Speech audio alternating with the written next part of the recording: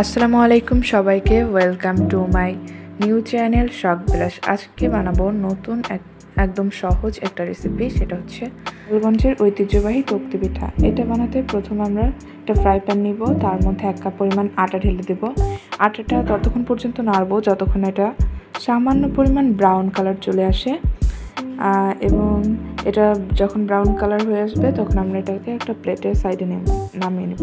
এরপরে 1 কাপ পরিমাণ নারকেল কোড়া, তার সাথে হাফ কাপ পরিমাণ চিনি দিয়েছি। এটা চিনিটা আপনারা পরিমাণ মতো নিয়ে নেবেন।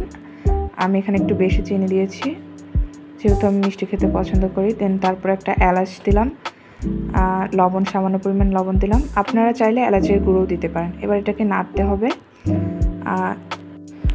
নারকেল আর চিনিটাকে ততক্ষণ পর্যন্ত নাড়বো যতক্ষণ না চিনিটা ভালোভাবে গলে যায়। তারপরে আমরা এর মধ্যে সামান্য পরিমাণ আগে ভেজে রাখা আটাগুলো দিয়ে দিব। আটাটা অবশ্যই অল্প অল্প করে দিবেন, পরিমাণ মতো দিবেন। তারপরে আমরা এটাকে আবার নাড়বো এবং সামান্য পরিমাণ আটা মিশিয়ে দিব। এটাতে বেশি আটা দেওয়া যাবে না। এটা যখন একটা আঠালো টেক্সচার চলে আসবে তখন আমরা এটাকে নামিয়ে নিব, এবং তারপরে আপনারা ইচ্ছা মতো শেপ দিয়ে এটাকে সুন্দরভাবে সাজিয়ে দেবেন। এই তো তৈরি হয়ে গেল খুব সহজে এবং দ্রুত আমাদের গোপালগঞ্জের ঐতিহ্যবাহী তক্তি পিঠা।